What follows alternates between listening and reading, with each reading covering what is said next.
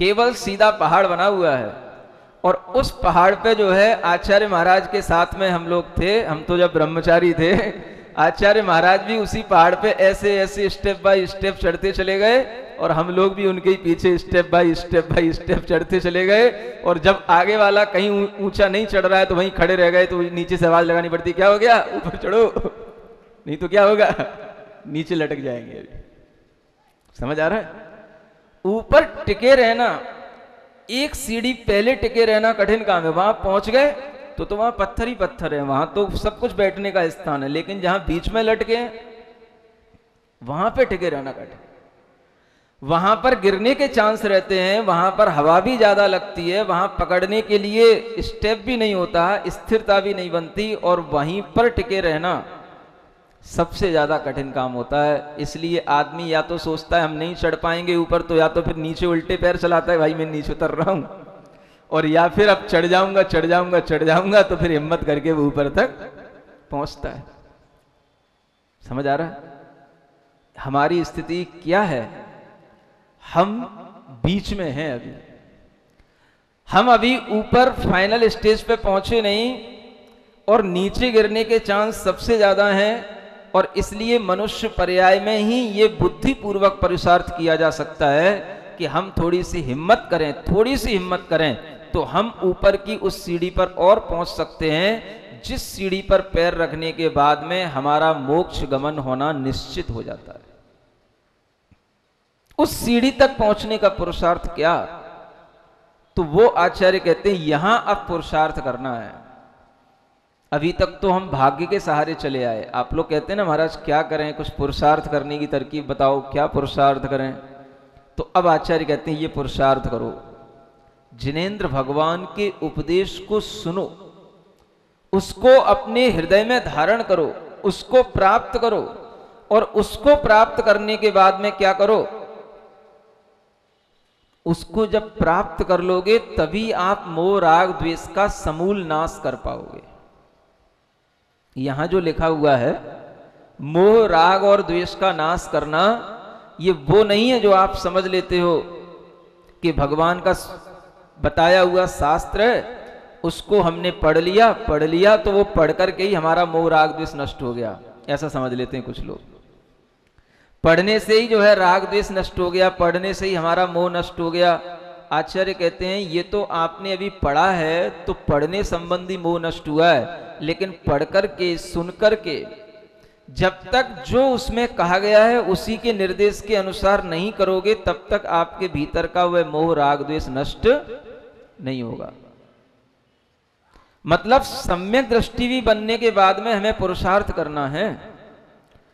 सम्यक दृष्टि बनने के बाद में वह सम्यक चारित्र लेने का पुरुषार्थ करता है, और सम्यक चारित्र में भी सबसे पहले वह सराग चारित्र प्राप्त करता है, और सराग चारित्र प्राप्त करने के बाद में उस चारित्र से वीतराग चारित्र को प्राप्त करने के लिए जब तैयार होता है, तब आचार्य कहते हैं वह वीतराग चारित्र के माध्यम से यह मोह राग और द्वेष का नाश होता है।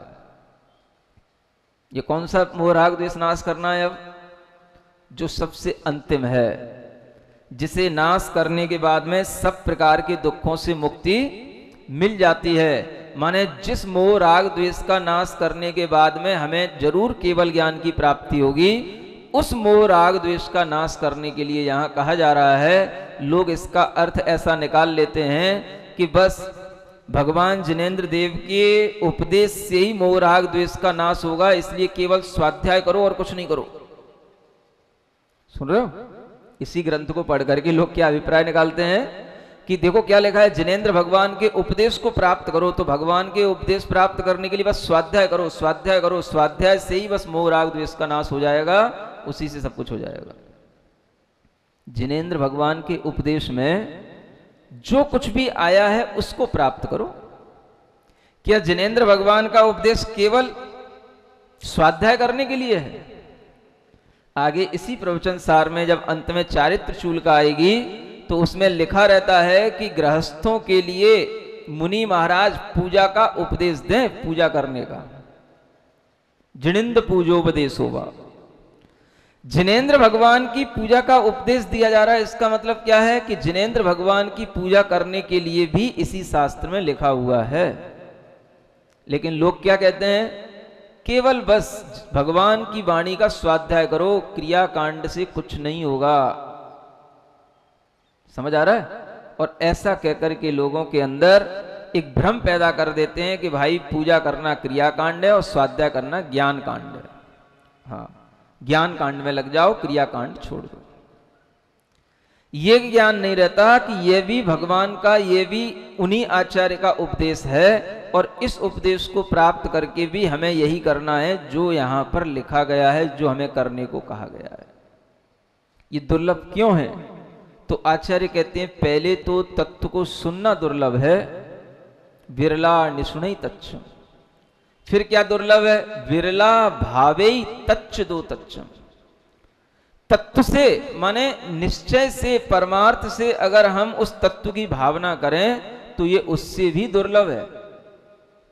तत्व को प्राप्त कर लिया, कल आपने सुन लिया कितने द्रव्य हैं,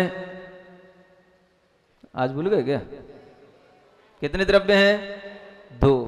हम कौन से द्रव्य हैं और ये शरीर कौन सा द्रव्य है, और ये जीव और अजीव आपस में मिले हुए हैं कि अलग अलग हैं? अलग अलग है, बिल्कुल हवा में उड़ रहे हैं, एक अलग जा रहा है एक अलग जा रहा है। क्या कह रहे हो बताओ?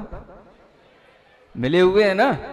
ऐसा तो नहीं है कि तुम्हारा शरीर अलग जा रहा हो, तुम्हारी आत्मा अलग जा रही हो। तुम्हारी पत्नी को बुलाना पड़ता, भैया आत्मा भी इधर आ जाए फिर इस शरीर में गिर जाए, ऐसा तो नहीं होता। तो क्या होता? फलाने चंद का नाम बुलाया जाए, शरीर अलग आके रह जाए और आत्मा उसकी अलग आए, बाद में उसको अलग से फिर से नारियल चढ़ाना पड़े। ऐसा तो नहीं होता। तो क्या होता है? आत्मा और शरीर दोनों मिले हुए रहते हैं। मिले हुए हैं तभी उनको अलग करना है। अगर अलग ही होंगे तो अलग क्या करना है? दोनों मिले हुए हैं और ऐसे मिले हुए हैं जैसे कि क्षीर और नीर मिले हुए रहते हैं। क्षीर माने खीर नहीं, क्षीर माने प्राकृत में क्षीर को क्या बोलते हैं? दूध। समझ आ रहा है? तो दूध और पानी जैसे मिले हुए रहते हैं, वैसे ही ये शरीर में आत्मा बिल्कुल मिला हुआ है। अब इसको अलग करना है तो जब मिला हुआ होगा तभी तो हम अलग करेंगे।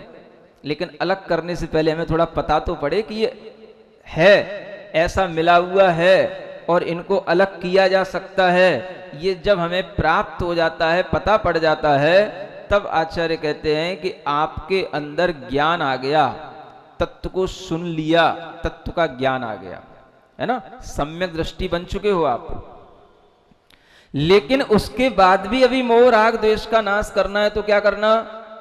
सराग चारित्र को धारण करना, बीतराग चारित्र की भावना करना और फिर बीतराग चारित्र को उपलब्ध होकर के इस मोह राग द्वेष को नष्ट करना, जो कि मुनि महाराज बनकर के ध्यान की अवस्था में ही हो सकता है। और जब आप बीतराग चारित्र को उपलब्ध होंगे तभी आप अकिंचन होंगे। जब तक सराग चारित्र भी है तब तक आप अकिंचन नहीं हो सकते हैं। क्या सुन रहे हो? आप चाहे कितना ही कुछ कह लो, बाहर से हम कितने भी किसी के गुणगान गा लें, कितने भी गीत गा लें, जब तक सराग चारित्र है कोई भी अकिंचन होता ही नहीं है। समझ आ रहा है? हाँ, जो वास्तविक अकिंचन धर्म होता है वो। क्योंकि जब तक हम कुछ भी कर रहे हैं तब तक हमारे अंदर कुछ ना कुछ करने का भाव रहता है, और वह करने का भाव जब हम छोड़ करके केवल ध्यान में बैठते हैं तब हम वास्तव में निर्विकल्प होकर के जब अकिंचन होते हैं, उसी को आचार्य कहते हैं किंचन अपि मम नास्ति इति अकिंचन। किंचित मात्र भी मेरा नहीं है, यानी ये जो शरीर भी चिपका है हमसे, ये भी जब हम छोड़ते हैं ये भी मेरा नहीं होता जिस भाव में, तब जाकर के हमारे अंदर वह अकिंचन धर्म आता है। और वो कब आएगा? जब आप बिल्कुल बीतराग चारित्र को उपलब्ध होंगे। बीतराग सम्यक दर्शन, बीतराग सम्यक ज्ञान और बीतराग चारित्र, ये तीनों एक ही चीजें होती हैं और इनको जो प्राप्त करता है वही अकिंचन हो पाता है। अभी तो हम नीचे से ऊपर चले और ऊपर चलते चलते हम आपको कहां ले गए? बीतराग चारित्र तक, है ना। लेकिन आप सोच रहे होगे हमारी धारा तो टूट गई, हम तो यही मनुष्य जन्म तक आए और मनुष्य जन्म के बाद में अब हमारी आगे तो कोई गति हो ही नहीं रही है। नहीं समझ आ रहा? अब आगे हम कहां तक पहुंच गए? ये शास्त्र में कहां तक पहुंचने का इशारा कर रहे हैं? मनुष्य जन्म को प्राप्त करने के बाद में वीतराग चारित्र को प्राप्त करना, तो हम आपको बहुत ऊपर ले गए। अब वहां तक आप नहीं पहुंच पा रहे हो तो थोड़ा सा नीचे उतारे आप। बोलो तो, ज्यादा ऊंचा हो गया ना, इतना तो नहीं हो सकता। वीतराग चारित्र हमें उपलब्ध तभी होगा जब हम दिगंबर रूप को धारण करेंगे। हमारे अंतरंग और बहिरंग में किसी भी प्रकार की हमारे अंदर काम, क्रोध, मोह, माया की किसी भी तरह की इच्छा नहीं होगी, तब जाकर के वह अकिंचन भाव हमारे अंदर आता है। इसलिए अकिंचन भाव को बताने वाला यह निर्ग्रंथ दिगंबर रूप है, जो बाहरी यह दिगंबर रूप कहलाता है, जिसको देख करके हम कह सकते हैं कि अकिंचन अगर कहीं घटित होगा तो केवल इस दिगंबर रूप में ही होगा, अन्यत्र कहीं घटित नहीं होगा। क्यों नहीं घटित होगा? आप में क्यों नहीं होगा? आप दिगंबर क्यों नहीं बन जाते? आपसे पूछा जाए तो बता पाओगे? हैं? बता पाओगे क्यों नहीं बन पाते? सरल है कि कठिन है? देखो, एक कवि ने बहुत अच्छा बताया है। अंतर विषय वासना वर्ते, बाहर लोक लाज भय भारी। क्या सुन रहे हो? ताते परम दिगंबर मुद्रा, धर न सके दीनहीन संसारी। क्या समझ आ रहा है? अंतर विषय वासना वर्ते और बाहर लोक लाज भय भारी। मनुष्य जन्म को प्राप्त करने के बाद भी आदमी के अंदर अभी इतनी लोक लाज पड़ी रहती है कि उसे दिगंबर गुरु के सामने आने में बड़ा सोचना पड़ता है। जैन होने के बाद भी वह दिगंबर गुरु के दर्शन कर ले, उनके सामने बैठ पाए, टिक पाए, इसके लिए भी उसे बहुत हिम्मत चाहिए पड़ती है। आप कहते हो लोग क्यों नहीं, सभी लोग क्यों नहीं धर्म का लाभ लेते? ले ही नहीं सकते, कभी नहीं ले सकते। आप उनके पीछे माथापच्ची किया ही मत करो। धर्म का लाभ लेने के लिए, गुरु के पास बैठने के लिए, गुरु के पास तक आने के लिए भी उन्हें भीतर से बहुत कुछ अपने आप को समझाना पड़ता है, हल्का करना पड़ता है, तब जाकर के वह कहीं गुरु के सानिध्य में आ पाते हैं। और जो आ जाते हैं तो फिर वो हमेशा के लिए उनके पास में आते रहते हैं, ये भी गारंटी की बात है। क्यों आते रहते हैं? चुंबक जानते हो? चुंबक क्या करती है? खींचती है, खींचती है। किसको खींचती है? लोहे को खींचती है। सुन रहे हो? चुंबक लोहे को खींचती है। आपको ऐसा लग रहा है, और चुंबक के पास में वह लोहे के कण जब आ जाते हैं तो फिर चुंबक से चिपक भी जाते हैं। लेकिन उस लोहे के कणों को चुंबक के पास तक लाना, यह सबसे बड़ा कठिन काम है। समझ आ रहा? एक बार वो लोहे के कण आएंगे अगर चुंबक के पास में, तो चिपके बिना नहीं रहेंगे, लेकिन उन्हें उस परिधि में लाना, उस प्रभाव क्षेत्र में लाना, उस जो है वातावरण में उनको यहां तक लाना, बस यही एक कठिन काम होता है। और ये काम कैसे होता है? इस काम में पुरुषार्थ कम काम करता है, भाग्य ज्यादा काम करता है। यहां पर भी समझ आ रहा है? हां, कसायों की कमी होगी, कर्म हल्के होंगे, तो आदमी से थोड़ा भी कहोगे, थोड़ा भी उसके लिए कुछ प्रलोभन दोगे, आकर्षण मिलेगा, वो आ जाएगा। और अगर कर्म भारी है तो वो अपनी मां को तो पांडाल में छोड़ जाएगा और वो वहीं बाहर से निकल के चला जाएगा। समझ आ रहा है? हाँ, ये फैक्ट है बिल्कुल। जब तक हम इन कर्म सिद्धांतों को नहीं समझेंगे तब तक ये होता ही नहीं। इतनी भी लोक लाज आती है उसको, ये लोक लाज छोड़ पाना कम बड़ी बात नहीं है।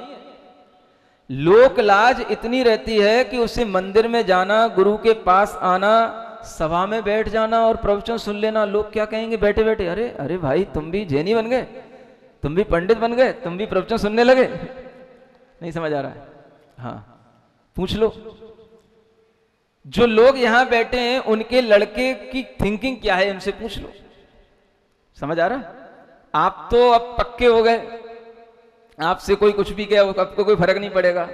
अब इनसे मुकेश से पूछ लो, इसका लड़का अगर एक दिन यहाँ आ जाए तो कितने उसको महिलाएं चैट डालें और कितने उसको जो है दूसरे लोग चैट डालें कि भाई अरे क्यों आ गया, क्या हो गया। और अगर कहीं 2-4 दिन लगातार बैठने लग जाए, सुनने लग जाए, अरे भाई क्या हो गया। समझ आ रहा है?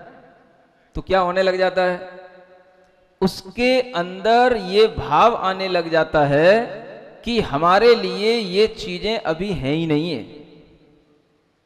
समझ आ रहा है? वो क्या सोचता है, ये चीजें अभी इन जैसे लोगों के लिए ही हैं, इन्हीं को करने। उसके लिए लोक लाज आने लग जाती है, कुछ तो आपके कारण से आने लग जाती है, कुछ उसके भीतर पड़ी रहती है। और वो क्यों पड़ी रहती है? एक बहुत बड़ा कारण है, अंतर विषय वासना वर्ते, बाहर लोक लाज भय भारी। समझ आ रहा है? कई बच्चे, कई बेटियां, कई बेटे मुनि महाराज के दर्शन इसीलिए नहीं कर पाते हैं क्योंकि उनके अंदर बहुत काम वासना और बहुत राग होता है। मैं आपको बहुत बड़ी बात बता रहा हूं, उन्हें नग्नत्व देख करके शर्म आती है। क्यों आती है? क्योंकि जितना कामुक व्यक्ति होगा उसको वह नग्नत्व देखकर का उतना ही जो है उससे घृणा होगी और उससे उसको शर्म आएगी। अंतर विषय वासना वर्ते, बाहर लोक लाज भय भारी। ताते परम दिगंबर मुद्रा, धर न सके दीनहीन संसारी। ऐसी दुर्धर नग्न परिचय, जीते साधु शील व्रतधारी। निर्विकार बालक वत निर्भय, तिनके चरणन धोख हमारी, तिनके चरणन धोख हमारी। क्या कवि कितनी अच्छी बातें लिखता है। निर्विकार बालक वत निर्भय। समझ आ रहा है?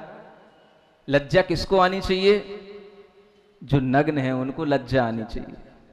लेकिन किसको लज्जा आती है? जो सब पहने रहते हैं उन्हें देख करके उनको लज्जा आती है। समझो कितना उल्टा परिणमन है। ये क्यों है? क्योंकि हमारे अंदर अभी विकार भरे हुए हैं। जिसके अंदर जितने ज्यादा विकार भरे होंगे वह व्यक्ति उस सामने वाले को, निर्विकार को देख करके उससे उतनी घृणा करेगा और उसके अंदर का विकार कहीं वो पकड़ में ना आ जाए इसलिए वो उससे कभी नजर नहीं मिला पाएगा। इसलिए लोग सामने नहीं आते हैं, ये भी ध्यान रखना। जिन लोगों के अंदर विषय वासनाएं कम होंगी, शालीनता का भाव होगा, जिनके अंदर ज्यादा रागात्मक परिणाम नहीं होंगे, उन्हीं को दिगंबर मुद्रा देखने के बाद में उनके पास बैठने का, उनके पास आनंदित होने का भाव आएगा।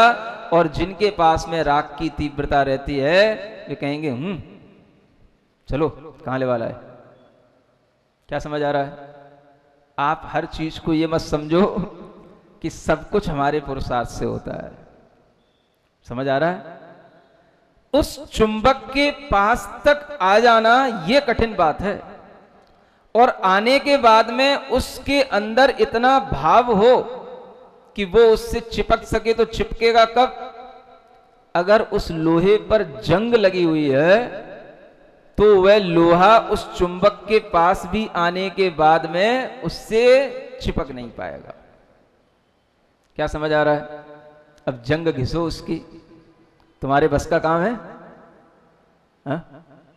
उसकी जंग घिसने का मतलब उसके भीतर जो कर्म तीव्रता को प्राप्त हो रहे हैं, राग की तीव्रता आ रही है, उसको तुम कम नहीं कर सकते। वो तो अब अपने समय से ही कम होगी, किसी भी कारण से जब होगी तब होगी। ये जो जंग लगी हुई है इस कारण से वह उस चुंबक के क्षेत्र में आने के बाद भी उसका अट्रैक्शन नहीं हो पाता, रिपल्सन हो जाता है और वह फिर से फेंक जाता है। क्यों हो गया? क्योंकि उसके अंदर अभी वह योग्यता नहीं जो उसको चुंबक बना सके, और ये योग्यता जिनके अंदर आ जाती है तो फिर वह उस चुंबक के ही इर्द गिर्द घूमते हैं। चाहे वह चुंबक 500 किलोमीटर दूर चली जाए, चाहे 800 किलोमीटर दूर चली जाए, वह कहीं ना कहीं से लौट करके उस चुंबक के पास में आ जाएगा। नहीं आ जाएगा? आप लोग भी जाते हो ना, और यहां पर भी लोग आते हैं, ये लेन देन तो चलता ही रहता है। आचार्य महाराज के पास में, चाहे वो अमरकंटक में हो, चाहे रामटेक में हो, चाहे खुजराव में हो, समझ आ रहा है ना, जहां है वहीं की ट्रेन अपने को पकड़नी पड़ेगी। हा? क्योंकि हम उस चुंबक के पास पहुंचने की कोशिश करते हैं। जब हमारे मन में इस तरीके का भाव आ जाएगा तब जरूर उस चुंबक का प्रभाव आपके ऊपर पड़ेगा, और फिर वह चुंबक आपको अगर एक बार भी आकर्षित करने में समर्थ हो गई तो फिर आपके अंदर जो थोड़ी बहुत जंग और लगी रहती है, हल्की हल्की परतें, फिर भी धीरे धीरे धीरे धीरे हटने लग जाती हैं, और उसी को हटने का नाम है सराग चारित्र को उपलब्ध हो जाना। क्या सुन रहे हो?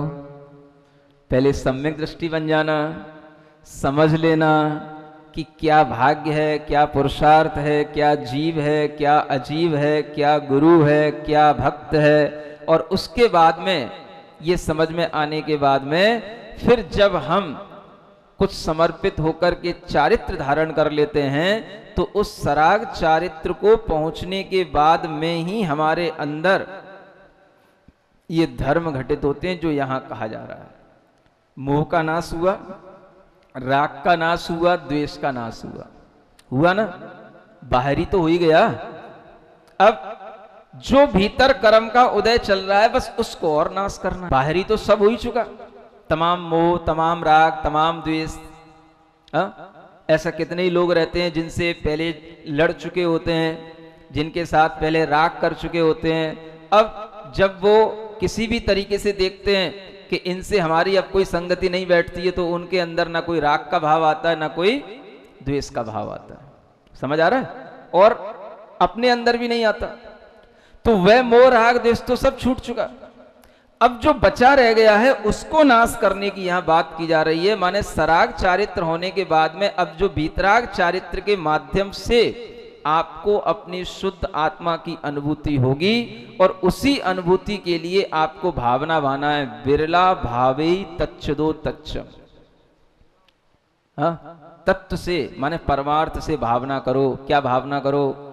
मैं मोह राग द्वेष से रहित हूं, मैं शुद्ध आत्मा हूं। ऐसी शुद्ध आत्मा की, बुद्ध आत्मा की रट लगाते लगाते आपके अंदर क्या हो जाएगा? बिरला भावे, भावना करो, भावे तच्छदो तच्छम। जब भावना हो जाएगी तब क्या होगा? विरला, उसके बाद में फिर और विरलता आएगी, तब जाकर के आपको उसकी धारणा बनेगी। एक भावना और एक पहले सुनना, विरला ने सुनाई तच्छम, बिरला भावे तच्छदो तच्छम।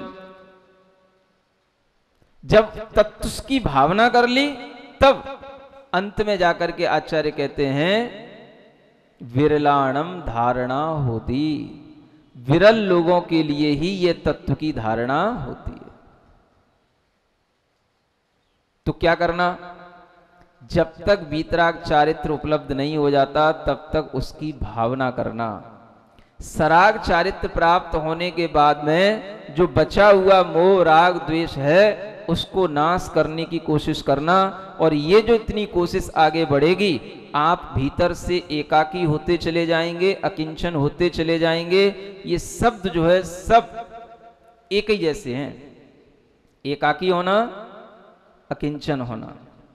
अकिंचन का मतलब किंचित भी मेरा नहीं। क्या सुन रहे हो? अकिंचन माने कुछ भी मेरा नहीं। और जब कुछ भी मेरा नहीं तो मैं फिर किसी के साथ नहीं, और किसी के साथ नहीं तो फिर मैं एक हूं, मैं एकाकी हूं। जब एकाकी हो जाएगा तो उसके पास में कोई दूसरे का, द्वित्व का कोई भाव नहीं आएगा। दो के साथ वो जुड़ेगा नहीं और दो के साथ अपने अंदर कभी वो पहुंच नहीं सकता है। अंतरंग की यात्रा तो अकेले ही होती है। गुरु भी तुमको बाहर छोड़ देगा, फिर समझ आ रहा है? चुंबक भी तुमको अपने पास बुला करके फिर तुम्हें छोड़ देगी। अब फिर तुम्हारा काम होगा कि उस चुंबक के गुणों को ग्रहण करते करते खुद चुंबक की तरह चुंबकी तत्व बन जाना। ये फिर तुम्हारा काम होगा, अपना काम होगा, गुरु नहीं करेगा। गुरु क्या करके छोड़ देगा? बस तुमको जो है चुंबक बन सकते हो, चुंबक के पास ला करके तुम्हें छोड़ देगा और कहेगा अब कुछ नहीं हमें करना है सो तुम्हें करना है।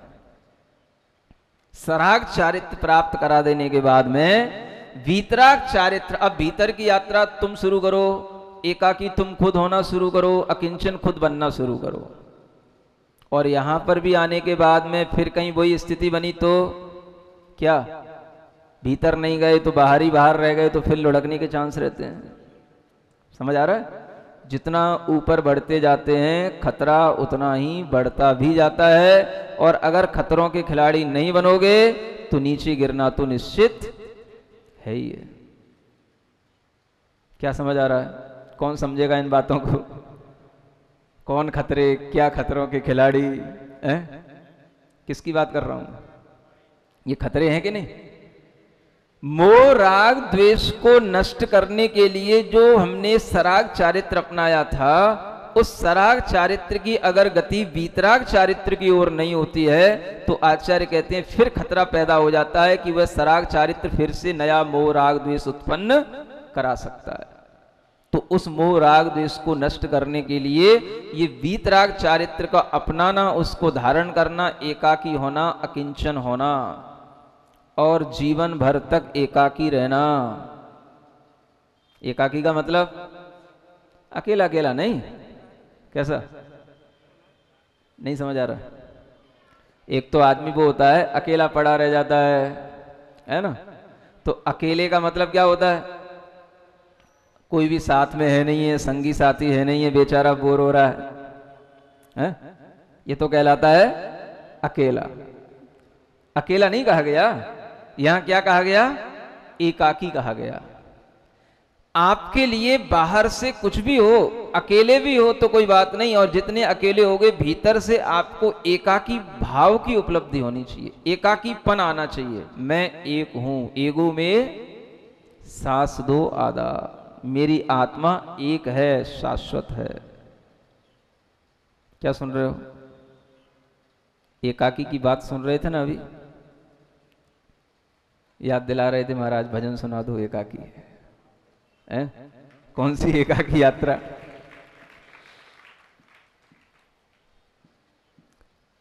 कोई नहीं किसी का साथी,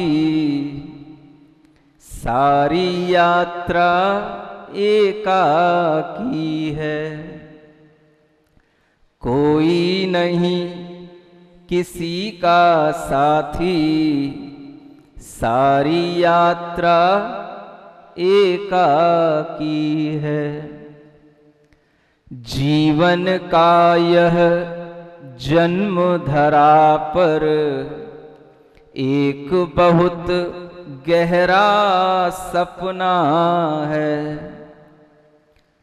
मानव का यह जन्म धरा पर एक बहुत गहरा सपना है।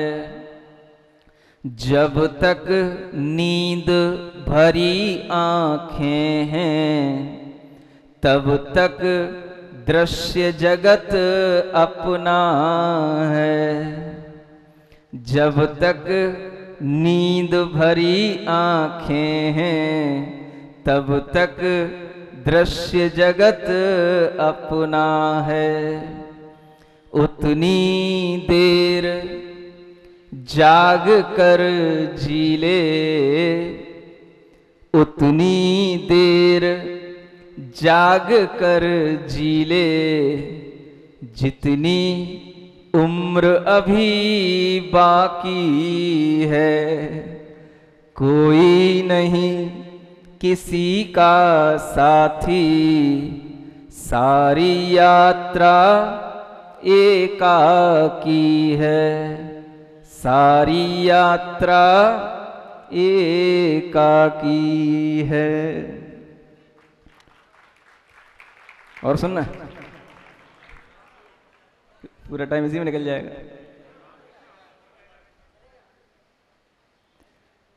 जाने कितने जन्म जी लिए, द्वंद्वों का निस्सीम व्रत है।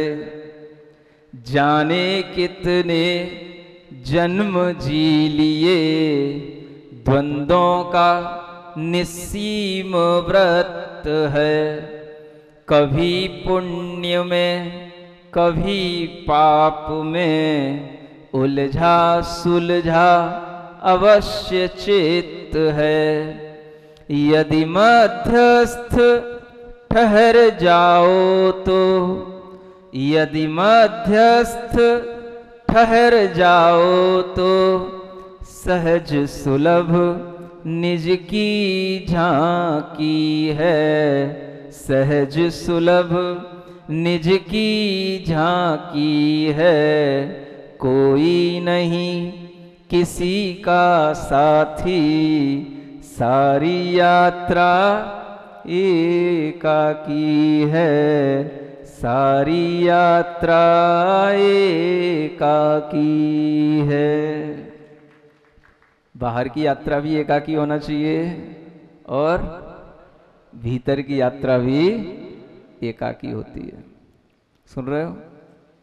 कोई भी प्लेन में बैठोगे, किसी के साथ भले ही बैठ जाओगे, लेकिन ये ध्यान रखना, सिद्धशिला की ओर जाने वाला विमान हमेशा आपको अकेला ही लेकर के जाएगा, किसी के साथ लेकर के नहीं जाएगा। वो विमान अपना होता है, किसी के विमान में नहीं बैठना होता है। सुन रहे हो ना? कुछ लोग प्लेटफॉर्म पर अनाउंस करते हैं सिद्धशिला की ओर जाने वाला विमान आपको लेकर के जा रहा है। उनको ये भी जानना है कि वो विमान ऐसा विमान होता है कि आगे जाकर के उस विमान में से फिर अपने अपने अलग अलग केबिन निकलते हैं, और उन केबिनों के माध्यम से वह विमान फिर अपना अपना एक सेपरेट विमान हो जाता है, और वह विमान के माध्यम से ही फिर वो यात्रा आगे की ओर अपनी खुद की बढ़ती चली जाती है, कोई दूसरा उसके साथ में। हाँ, एक साथ उड़ना प्रारंभ तो कर सकते हैं, लेकिन बाद में तो सबको अलग अलग ही अपनी अपनी सीट से अलग अलग ही अपना अपना एक अलग तरीके का, जैसे जेट में से अलग जेट विमान निकलता चला जाता है, वैसे ही आपका विमान जब तक अलग नहीं निकलेगा तब तक आपकी एकाकी यात्रा प्रारंभ नहीं होगी। समझ आ रहा है? तो ये भी ध्यान रखना। जो अनाउंसर होते हैं, है ना, उनको भी ये ध्यान रखना है कि हमें आगे ये भी बताना है कि वह विमान जिसपे हम बैठे हैं, वह विमान हमें फिर और आगे की ऊपर की यात्रा पर जब ले जाएगा तो फिर हमें बिल्कुल ऐसी एकाकी यात्रा कराएगा जिसमें किसी दूसरे का कोई इंटरफेरेंस नहीं होगा। किसी दूसरे का कोई इंटरफेयर नहीं होगा। और उस विमान में जब हम बैठेंगे तभी जाकर के आचार्य कहते हैं, सो सब दुख मोक्षम पावदी अचरेण कालेण। अचरेण कालेण माने बहुत थोड़े समय में सब दुखों से मुक्ति मिलने वाली है। अब ज्यादा टाइम नहीं लगता है। क्या समझ आ गया? एक बार बस उड़ना शुरू हो गया, फिर ज्यादा टाइम नहीं लगता है, फिर तो वो सीधा उड़ता ही है, अपने लक्ष्य पे पहुंचता ही है, उसमें कहीं एक्सीडेंट नहीं होते हैं। समझ आ रहा है? हाँ, अनाउंसर ये भी ध्यान रखें, बाकी तो सब प्लेन क्रैश हो जाते हैं। समझ आ रहा है? कहीं भी एक्सीडेंट हो जाते हैं, लेकिन ये सिद्धशिला की ओर जाने वाला जो उड़ने वाला विमान है, इसमें कभी कोई एक्सीडेंट नहीं होते हैं, क्योंकि यहां पर कोई भी प्लेन किसी भी प्लेन से कभी टकराते नहीं, क्योंकि सबकी एकाकी यात्रा अपनी अपनी अलग अलग होती चली जाती है। समझ आ रहा है? इतना ही ठीक है। आप लोग 2 मिनट के लिए शांत बैठे, नीचे की पद्यानुवाद पढ़ लेते हैं। पर्याय नहीं ये इधर वाला है। धर्मोपदेश जिनका निज को पिलाता, सम्मोह जड़ से मिटाता, निर्वाण प्राप्त करता, अविलंबता से होता विमुक्त भव से।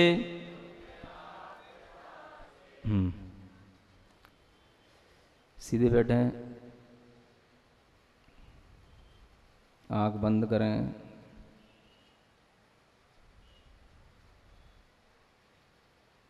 गहरी लंबी श्वास के साथ ओम अरहम नमः।